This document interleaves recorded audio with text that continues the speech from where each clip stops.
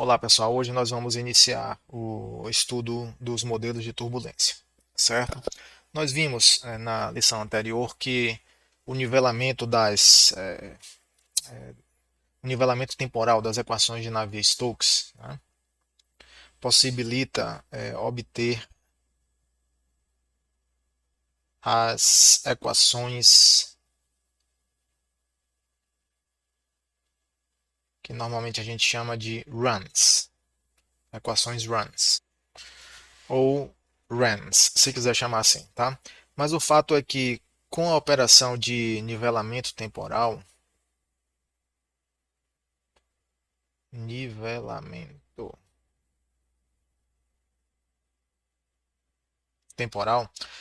surgiu o problema de fechamento das equações, né, das equações de turbulência. Por quê? O nivelamento temporal fez aparecer um tensor. Este tensor tem 9 componentes, sendo que, devido ao fato de ser um tensor simétrico, na verdade são 6 componentes linearmente independentes, né? E cada componente desses 6 é uma incógnita, né? É um grau de liberdade inserido nas equações de Navier-Stokes.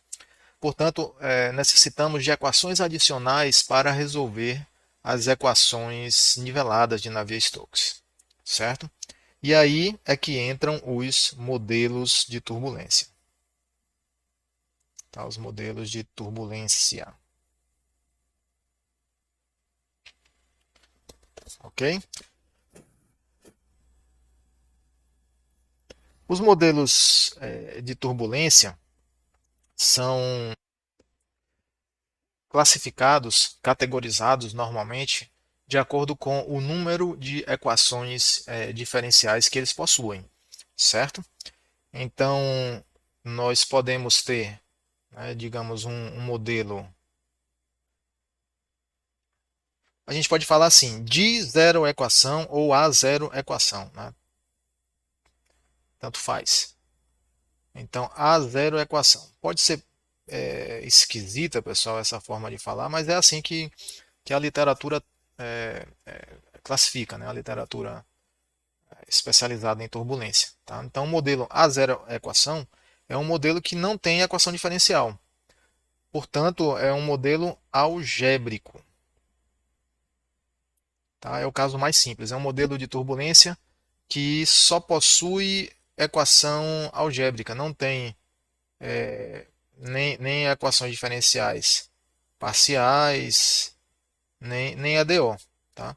Nem ordinária. Não tem equação diferencial, certo?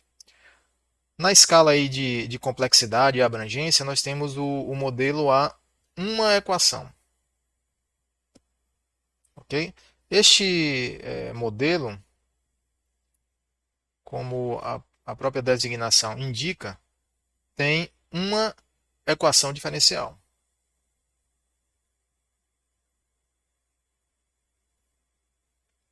Diferencial.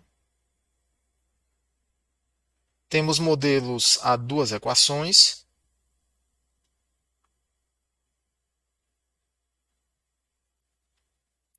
Este possui duas equações diferenciais.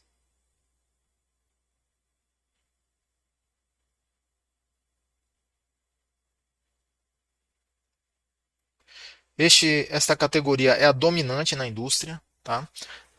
Para a maioria dos problemas, se utiliza um modelo de duas equações. Eles são um intermediário em termos de acurácia e custo computacional. Tá? Modelos algébricos não têm uma acurácia muito, né, satisfatória, mas tem uma física muito boa. Né?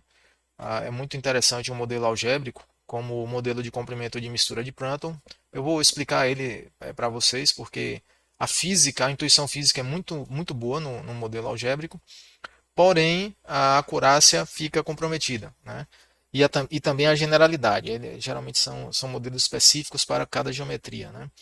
E o modelo a uma equação também não tem uma acurácia muito boa, já o de duas equações atende bem. Né? Mas há os modelos superiores, né? Modelos ditos de ordem superior.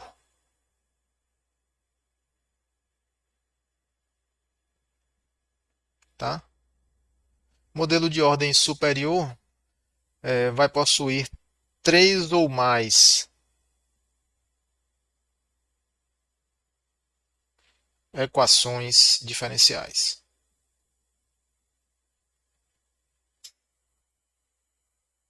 Certo? Possuirá três ou mais equações diferenciais.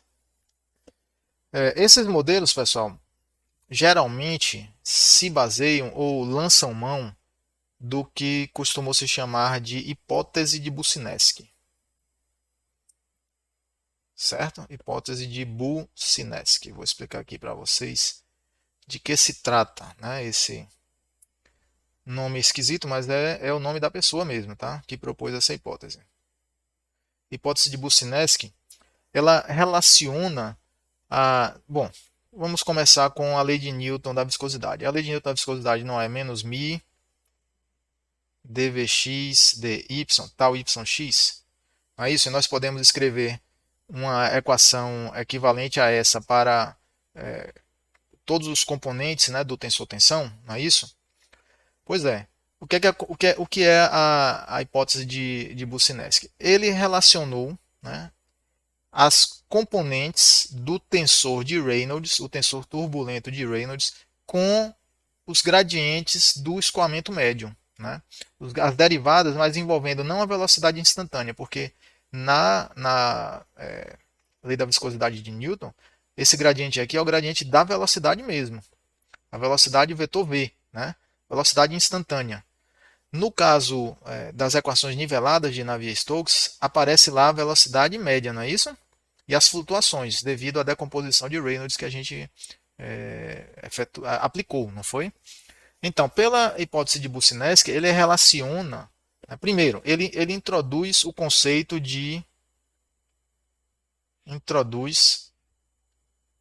a ideia, ou conceito, se quiser chamar assim, de viscosidade turbulenta ou viscosidade turbilionar.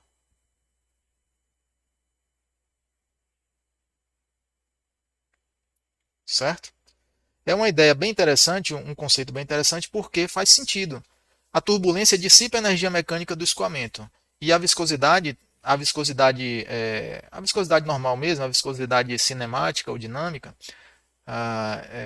dissipam energia mecânica do escoamento também. Então ele pensou, bom, se a viscosidade dissipa energia por atrito, a turbulência pode ser que a gente consiga visualizar, vamos dizer assim, a turbulência como sendo uma geradora, né, uma produtora de uma viscosidade aparente, né, uma viscosidade a mais, além da viscosidade propriedade física mesmo do fluido. Tá? Então ele propôs, né, relacionar os componentes do tensor stress, tensor tensão de Reynolds, por exemplo, esse componente aqui, ó, ele declarou como sendo proporcional à média dos gradientes cruzados de velocidade. Então olha aqui um gradiente cruzado, tá vendo? Ó? Por que cruzado? Porque aqui nós temos o gradiente de Vx em relação a y e o gradiente de Vy em relação a x. Cruzado, né? Entre aspas. Tá? É um em relação ao outro, de maneira invertida. Então, esse componente aqui ó, do tensor stress de Reynolds, né? O tensor tensão de Reynolds, aquele tensor que nós deduzimos na lição anterior, né? Tem 9 componentes. Esse componente Vxy aqui, ó, que é uma das incógnitas, né, das equações niveladas, ele relacionou com o escoamento médio, na verdade. E aí, esta proporcionalidade ela pode ser convertida numa equação introduzindo uma constante de proporcionalidade, que é a viscosidade turbulenta, νT. Certo? dy mais dvy médio dx. Olha só. O meio aqui ó, acabou sendo absorvido pela constante, né? Por essa viscosidade turbilionar, viscosidade turbulenta, que ela vai acabar sendo ajustada. Né? Ela vai acabar sendo calculada. Aqui eu vou chamar de 2 e aqui de 3. Tranquilo, pessoal? Entenderam aí? Então a hipótese de Boussinesq relaciona os componentes do tensor de Reynolds com o escoamento médio. E aí O problema dos graus de liberdade é eliminado, né? Lembre apenas que NIT não é uma propriedade física. NIT, vou escrever aqui, para você não se confundir. Ó. NIT não é propriedade física. É uma propriedade do escoamento. Tranquilo, pessoal? É uma propriedade do escoamento e só aparece devido à turbulência. Tá? Só aparece devido à turbulência. Não é constante. É uma propriedade que varia até com o número de Reynolds com o gradiente do escoamento. Certo? Com isto, podemos escrever, né, a equação 3.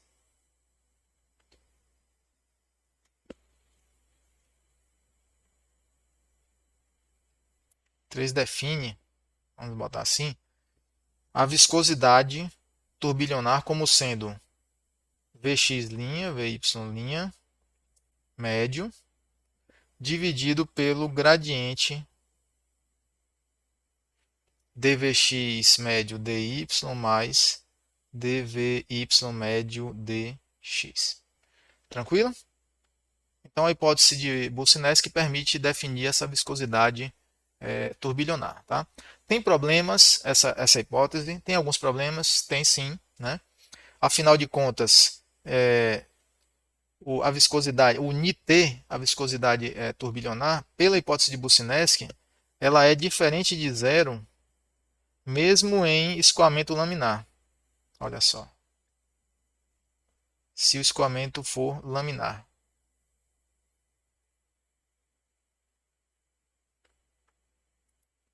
Por quê? Mesmo no escoamento laminar, nós vamos ter o gradiente de velocidade, na verdade. Então, vejam um escoamento laminar em um tubo, escoamento isotérmico. O perfil é parabólico, concordam? Então, essa velocidade média temporal aqui, ó, ela existe mesmo no escoamento laminar. A gente pode calcular o gradiente aqui. Ó. O gradiente é a derivada do perfil. Tá? Então, o NIT, mesmo no escoamento laminar, ele vai ser diferente de zero, o que é errado, certo? Porque veja só, se a premissa é que a turbulência faz o NIT aparecer, né, gera essa viscosidade aparente, essa viscosidade artificial, vamos dizer assim. E se o escoamento laminar, pela equação, né, vai dar um NIT, vai permitir obter um NIT diferente de zero, então tem um problema aí. Não é verdade? Tem um problema aí, porque né, o escoamento laminar vai ter que corresponder a um NIT nulo, né? Rigorosamente é assim, tá? Mas porque não tem turbulência, né? Mas pela hipótese de Boussinesq, como sendo proporcional, né? NIT, ó, sendo proporcional ao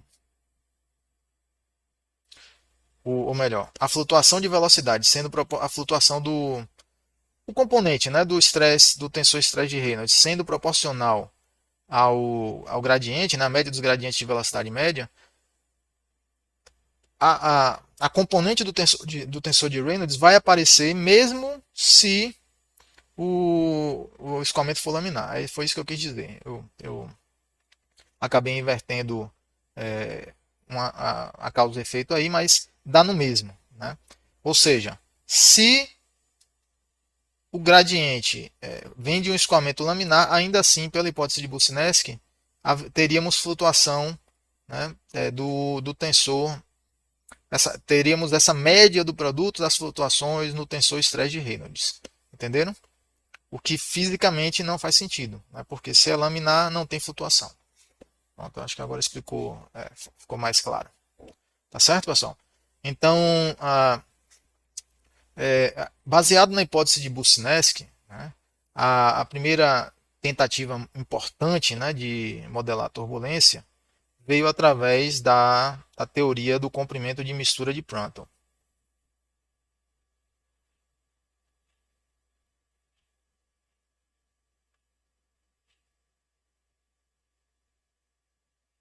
Certo?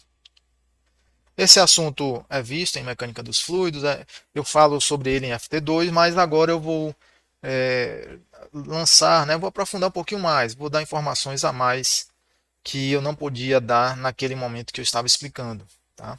Então, o modelo de comprimento de mistura de Prandtl se baseia, né, na hipótese de Boussinesq, tá? Ele lança a mão da hipótese de Boussinesq. E aí nós vamos partir das equações niveladas nesse formato aqui, um formato mais conveniente para essa dedução. Então, partindo das equações niveladas, runs, na forma. Aí nós temos que divergente de VV é igual a menos 1 sobre ρ, gradiente de P, mais ni laplaciano de V, V médio, menos tensor turbulento, tensor stress de Reynolds, tá? Então veja só, eu poderia fazer esse procedimento aqui 3D, mas tridimensional, eu digo em x, em y, em z, mas seria para essa finalidade de explicar, né, para vocês como foi desenvolvido essa teoria, né, do comprimento de mistura de Prandtl, seria desnecessário. Eu vou fazer em 2D, em 3D é só uma extensão, tá? É só repetir o procedimento que eu vou fazer aqui para a direção z, né? Então vou fazer aqui em 2D, né? A, a equação 5 reduzida para o caso bidimensional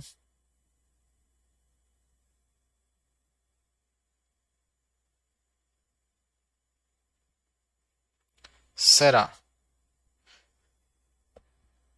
d Vx médio dx mais d Vy médio dy é igual a menos 1 sobre ρ dp dx mais ni laplaciano de Vx médio, menos d dy ou ddx de Vx' médio, menos ddy de Vx' Vy' médio, nossa equação 6. Tá? E a outra equação é dvx dy médio dx mais dvy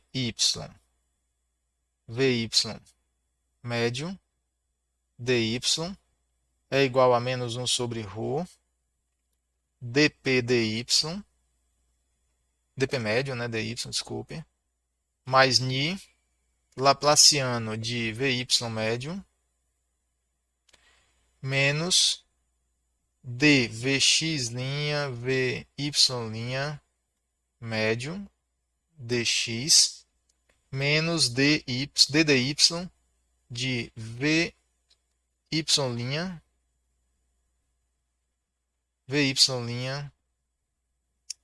médio.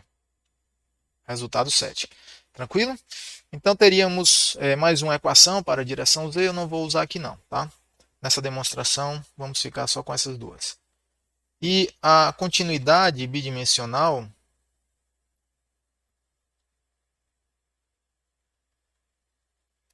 é escrita como dvx dx, dvx médio dx mais dvy médio dy igual a zero.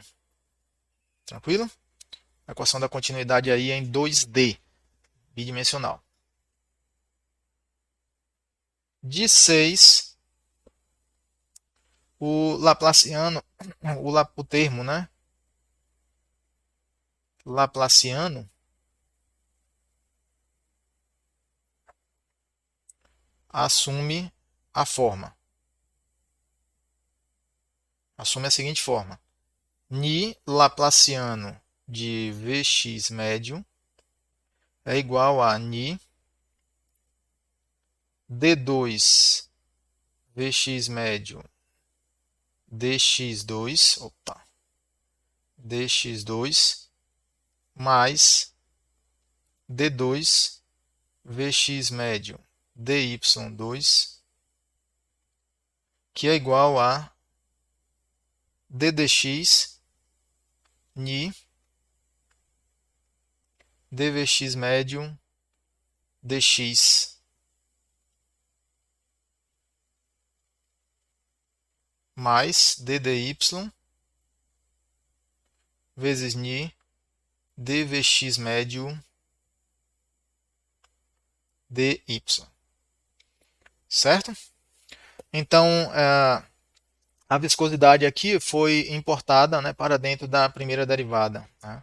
Claro que está implícita aí a hipótese, né, de viscosidade cinemática, nesse caso aqui, tá, como sendo uniforme, né, sem variar com a posição. Tranquilo?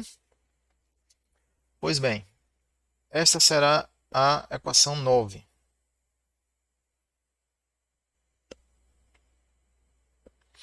Agora, da hipótese de Boussinesq,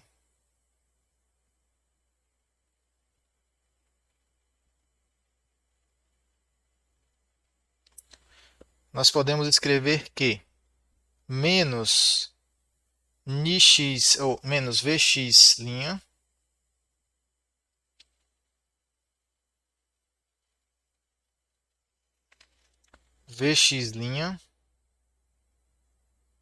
médio é igual a nit dvx médio dx, resultado 10, menos vx', vy' médio é igual a nit dvx médio dy, 11, e menos vy', vy' médio é igual a nit dvy dy. Resultado 12.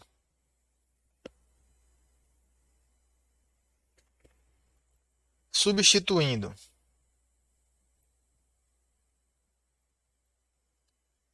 nove a 12 em... Vamos precisar identificar aqui alguns termos nessas equações, para que possamos trabalhar isoladamente, certo? Então, o laplaciano será nosso termo 1. Aqui vamos ter o termo 2. E aqui o termo 3. Ok? Então, substituindo, vamos descer agora. Substituindo em 1 a 3, obtemos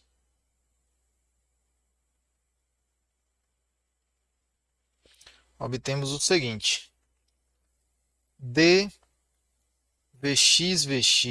médio dx mais dvx', médio dy é igual a menos 1 sobre ρ dp médio dx mais ddx de ni dvx médio dx mais ddy de ni dvx médio dy mais, continuar aqui embaixo, ddx de nit dvx médio dx mais ddy de Nt dvx médio dy. Ok? Resultado 13.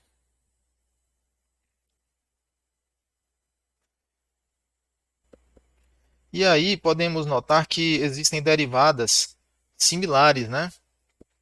Que possibilitam o agrupamento de termos nessa equação 13. Então, agrupando termos em 13, nós temos o seguinte: dvx vx médio dx mais dvx vy médio dy é igual a menos 1 sobre ρ dp médio dx mais ddx de ni mais Nt vezes dvx médio dx mais ddy de ni mais Nt novamente vezes dvx médio dy.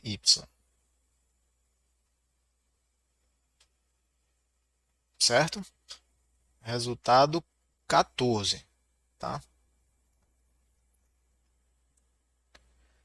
Novamente, vamos aplicar a hipótese de Boussinesq, só que na equação 7, de modo análogo, tá? Aplicando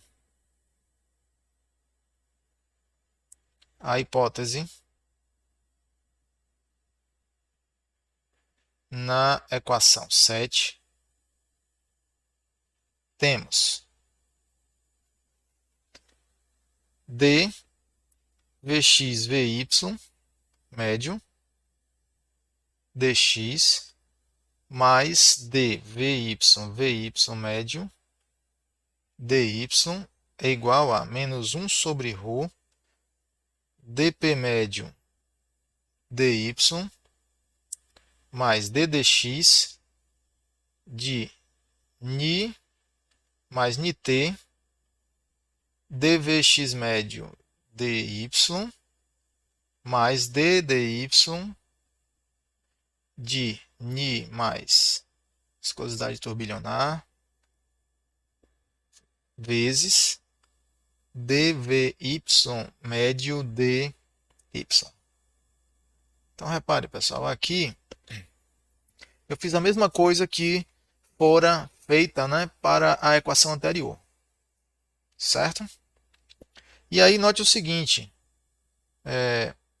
essas equações 14 e 15, né, mostram que, usando a hipótese de Boussinesq, nós eliminamos as componentes, né, as incógnitas do tensor stress, né, de tensor tensão de Reynolds, e a única incógnita que permaneceu agora foi a viscosidade turbilionar. Tá vendo? Não é? Vou até escrever aqui, ó, com 14 e 15 restou apenas 1 grau de liberdade. 1 grau de liberdade, que é a viscosidade turbilionar. Tá entendendo? Se eu tivesse escrito a equação diferencial em Z também, não faria diferença. Z é muito parecido com essas duas que nós escrevemos, e lá não haveria nenhum componente do tensor tensão turbulento, né, de Reynolds, e também haveria lá Nt. Então, o número de graus de liberdade fica inalterado. Tranquilo? Pois é, então a pergunta agora é: quem é Nt? Né? Resta saber quanto vale o Nt. Assim, os modelos de turbulência procuram estimar ou calcular esse Nt, certo? E o Prandtl, ele tentou fazer isso também, né? Ele procurou fazer isso. E baseando-se em argumentos, em análise dimensional, em argumentos dimensionais,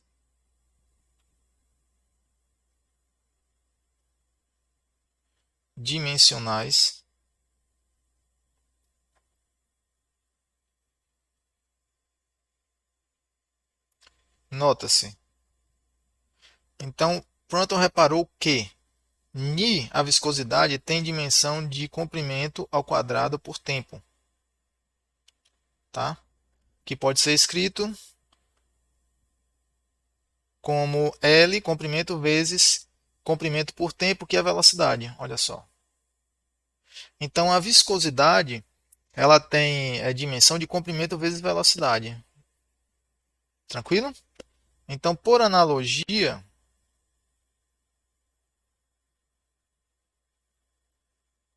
Prandtl propôs que ele propôs o seguinte, que a viscosidade turbilionar, a viscosidade turbulenta, seria proporcional a um dado comprimento de mistura, que eu vou chamar aqui de Lmix, vezes uma velocidade de mistura, Vmix. Tá certo? E aí a questão é, quem é o Lmix? Quem é o comprimento de mistura? E qual é a velocidade de mistura? Quanto valem, né, esses dois parâmetros? E aí também, através de análise dimensional, ele propôs que, ou chegou à conclusão, né, que Vmix é proporcional a Lmix vezes o gradiente de velocidade dvx dy. Tá certo? De 18 em 17, concluímos que Nt é igual a Lmix ao quadrado vezes dvx dy. Aqui é médio, viu? Dvx dy no módulo. Tá? E aí, nesse resultado, as constantes, quaisquer constantes, foram é, absorvidas, né, pelo Nt, tá? Pelo Nt na seguinte forma, da equação 19. Então, podemos dizer, né, que o Nt absorveu todas as constantes, onde Nt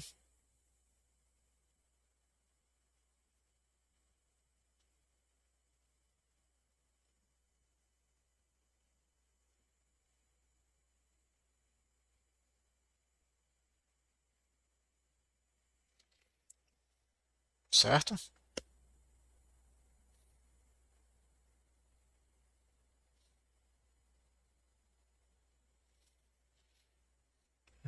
Pois bem.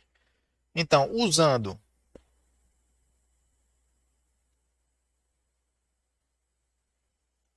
11 em 19, conclui-se que o módulo de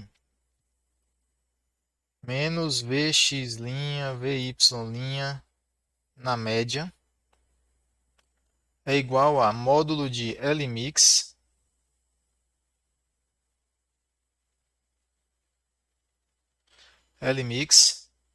dvx médio dy ao quadrado.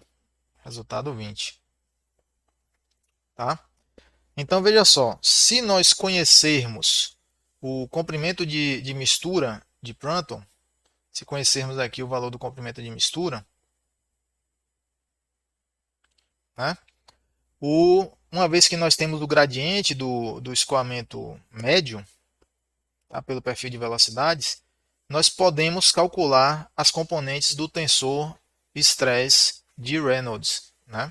Podemos calcular essas componentes. E o parâmetro desconhecido aí nesse caso é apenas o comprimento de mistura, né, de Prandtl. Conhecendo esse comprimento de mistura, nós podemos calcular, predizer a turbulência, certo? O problema é que o comprimento de mistura, o valor dele, né, não pode ser determinado por um procedimento analítico, ele tem que ser ajustado a partir de dados experimentais. E ainda assim, os dados experimentais são normalmente amarrados a uma dada geometria. Então, por exemplo, se a gente tiver uma correlação desse tipo, ó, Lmix igual a C1 vezes uma função L de x.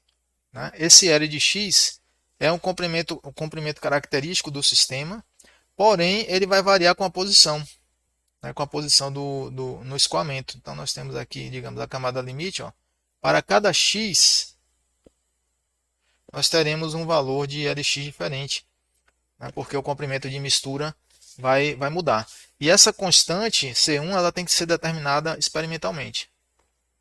Ou seja, muita limitação, né? muita amarração para determinar, né, os efeitos da turbulência usando o comprimento de mistura de Prandtl.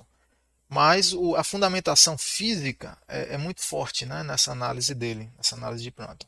Tá? E é bem instrutiva, né, no sentido de permitir, né, o desenvolvimento de uma intuição sobre a turbulência. Tranquilo? Na prática industrial hoje, pessoal, o comprimento de mistura de Prandtl não é usado nos pacotes fluidodinâmicos. Tá? A grande, vamos dizer assim, o domínio, né, a grande dominância é dos métodos, dos modelos de turbulência de duas equações, certo? E o principal deles é o modelo K-Epson, que eu vou falar agora. O modelo K-Epson foi um dos grandes avanços na teoria da turbulência, tá, pessoal? Na teoria que levou a resultados numéricos úteis, resultados práticos. E aí estamos, né, diante de um modelo de duas equações, um modelo de duas equações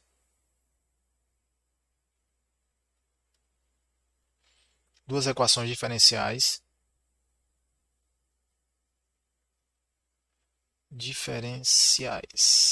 certo? Sendo que uma equação é escrita, né, fazendo-se um balanço de uma propriedade física denominada, né, ou designada por K, e a outra equação diferencial é para uma propriedade de turbulência também, né, física, vamos dizer assim, né, só que é uma propriedade concebida, né, para representar os efeitos da turbulência, né, mas não é uma propriedade física do material, né, do fluido. Pode ser considerada uma propriedade do escoamento, né, do escoamento turbulento. Tá? Então não está correto, né, categorizar, né, tanto o K como o Epsilon como propriedades físicas, porque não são. Né, são propriedades do escoamento. Tranquilo? Então o K, né, é a energia cinética de turbulência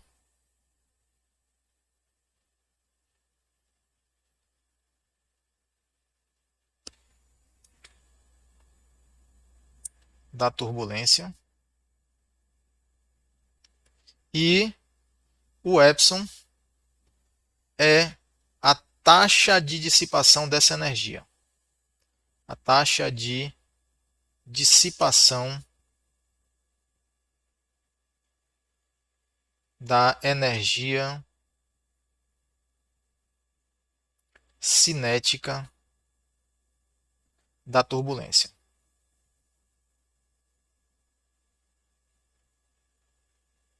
Certo?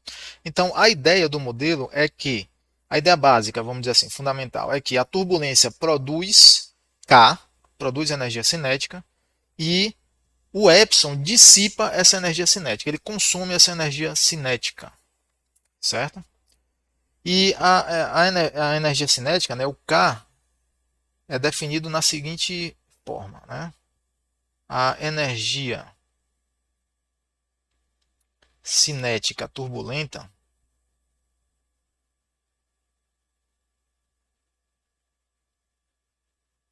é definida como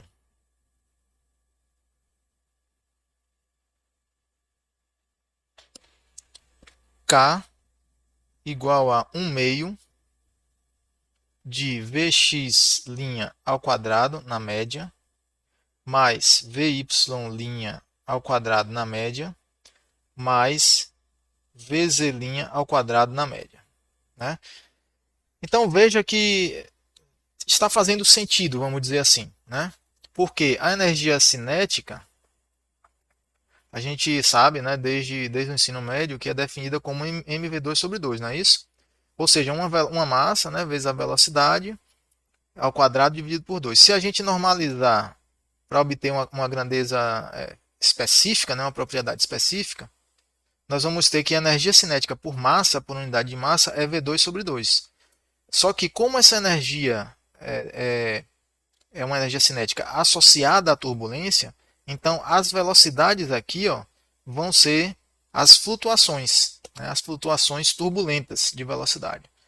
Agora repare que o quadrado ele tem que ser aplicado antes de tomar a média temporal da flutuação, tá vendo?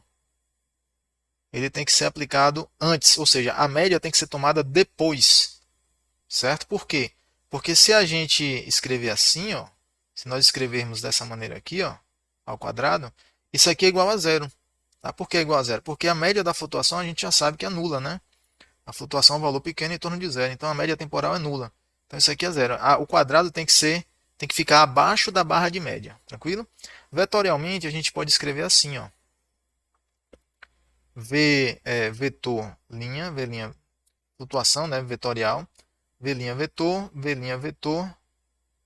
produto escalar e a barra de média em cima. Tranquilo? Então esta é a definição geral, a definição vetorial da energia cinética de turbulência.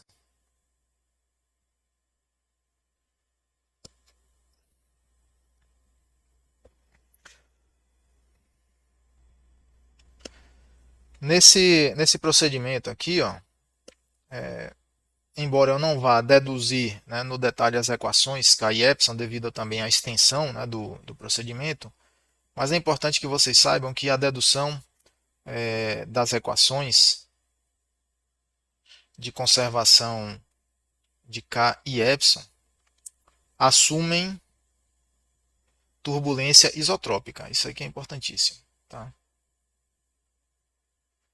Porque é uma hipótese, né, crucial para o modelo K-Epsilon, certo? Porque se a turbulência não for isotrópica, o modelo falha. O resultado é péssimo, né? É um resultado não confiável. Mas se for isotrópica, implica que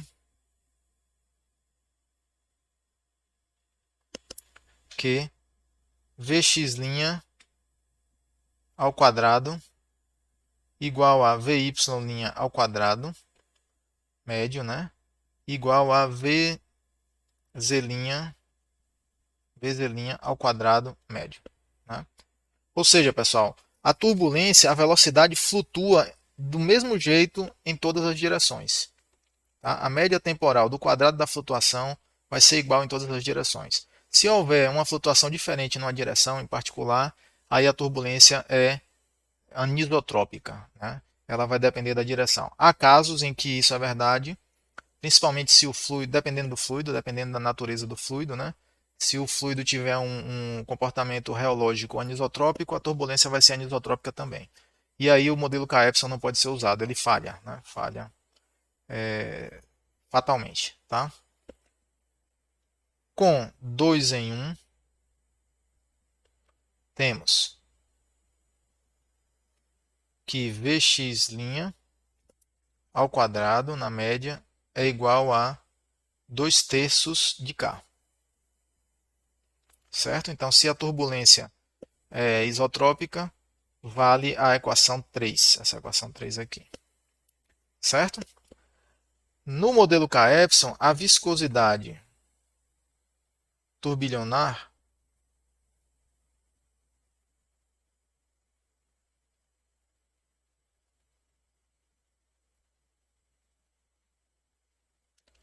é calculada por Nt é igual a Cmi K ao quadrado sobre epsilon, que é igual a μt sobre ρ. Tal como a propriedade física, a viscosidade mesmo, né? Ni é igual a mi sobre ρ, na verdade. A viscosidade turbilionar pode ser escrita como sendo uma viscosidade. Essa viscosidade aqui é a viscosidade cinemática, né? A viscosidade dinâmica ou absoluta turbilionar é equivalente ao mi viscosidade propriedade física mesmo, né? Então μt corresponde ao mi e Nt corresponde a Ni. Então aqui é só dividir por ρ, tá? Então, equação 4. Logo, μt é igual a ρ, Cmi é uma constante, tá, pessoal? K ao quadrado sobre epsilon. Tranquilo? Cmi é uma constante, tá? Uma constante do método. Certo? Cmi é a constante do método. Então, a equação de conservação para K, a equação de balanço,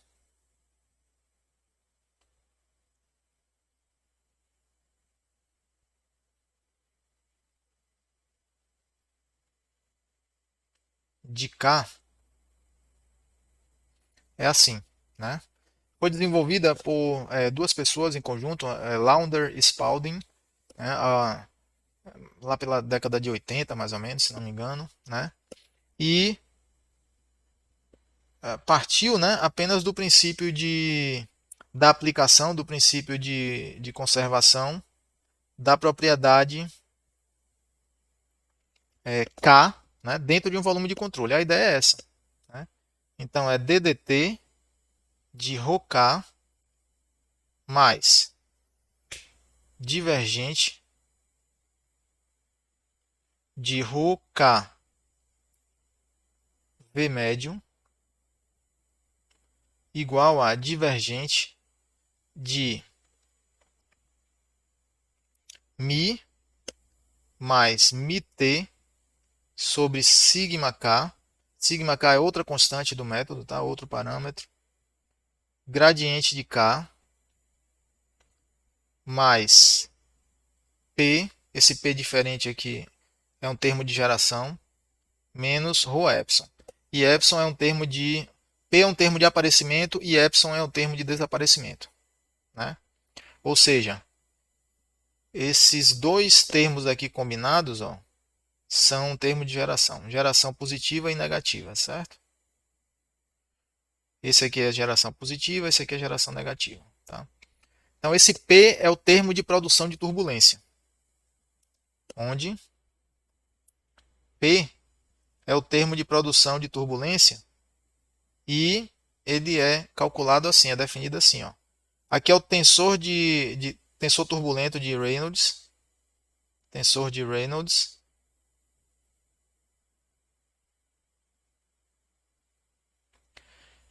escalar o gradiente da velocidade. Esse aqui é um produto escalar tensorial, né? Esses dois pontinhos, tá? Então, esse produto escalar é um produto escalar duplo. O que é que ele faz? Ele multiplica dois tensores, né? Porque o tensor de Reynolds a gente sabe que ele tem ordem 2, na verdade. E o gradiente da velocidade, a velocidade é um vetor, não é isso? Então aqui nós temos uma díade, tá? Então nós temos um tensor vezes outro aqui, ó. Esse produto interno duplo, ele baixa a ordem duas vezes. Isso quer dizer que nós temos um tensor de ordem 2 aqui, tensor de ordem 2 aqui, mas quando faz esse produto escalar, né? Esse produto escalar aqui, ó, o que a gente obtém é um número. É um tensor de ordem 1, que é um escalar. Desculpa, é um tensor de ordem 0, que é um escalar. Então, esse P aqui é um escalar. Tá? Tranquilo? Aqui é o resultado 7. Né? E P é o termo, vou escrever aqui. P é o termo de produção de turbulência.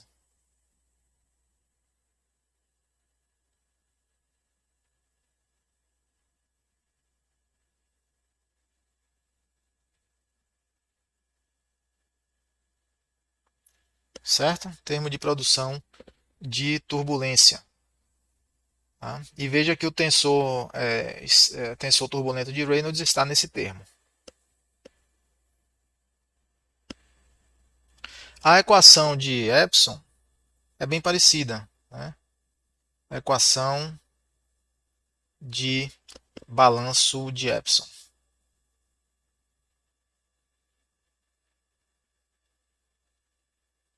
Certo?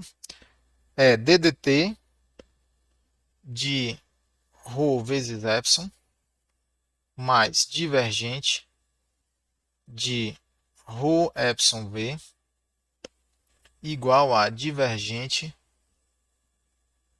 de μ mais μt sobre sigma epsilon, que é outra constante do método, vezes o gradiente de epsilon, mais um termo de geração para epsilon. É esse epsilon aí. Onde esse epsilon é igual a C epsilon 1, outra constante do método. Depois eu vou dar valores para essas constantes, tá, pessoal? Aqui é um número também, C epsilon 1 é uma constante, vezes o termo de produção de turbulência, vezes epsilon sobre K, vezes outro parâmetro do método, menos outro parâmetro, C epsilon 2, ρ epsilon ao quadrado sobre K, vezes outro parâmetro. Resultado 9. Tranquilo? Então veja, o modelo tem duas equações diferenciais, que é uma para K, uma para epsilon. São equações de balanço, equações de conservação. Essas equações possuem diversos parâmetros, né, diversos números, e os valores típicos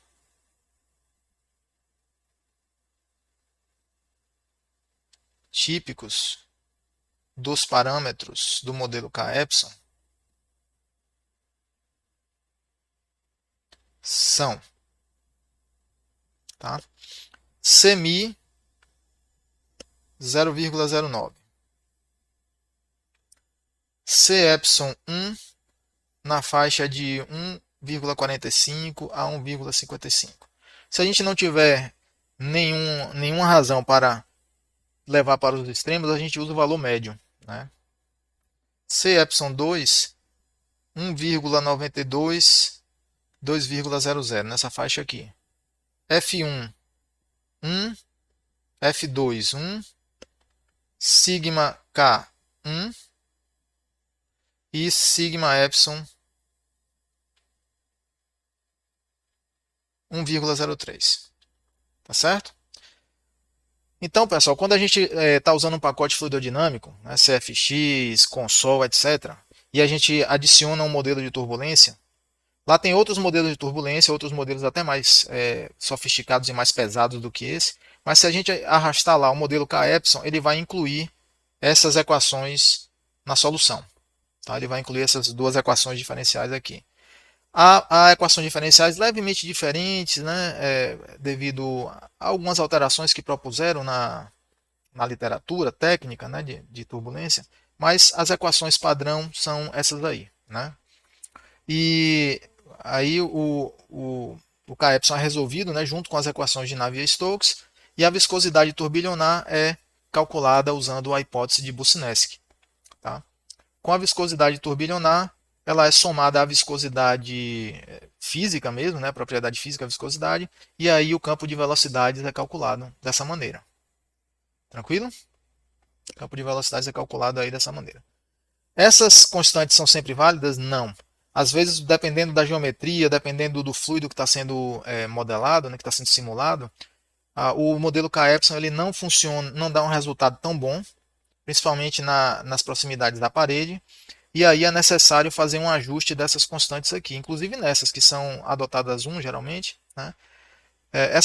Esse ajuste é chamado calibração do modelo K-epsilon. Às vezes é necessário fazer essa calibração. Tá? Às vezes é necessário fazer. Muitas vezes não é necessário. Tá? Na maioria das vezes não é necessário. Mas algumas vezes sim. Então fiquem atentos para isso, porque o modelo pode, numa simulação, dar um resultado não tão correto, né? ou incorreto mesmo, e é necessário fazer a calibração dessas constantes do modelo K-Epsilon. Tranquilo? Um abraço.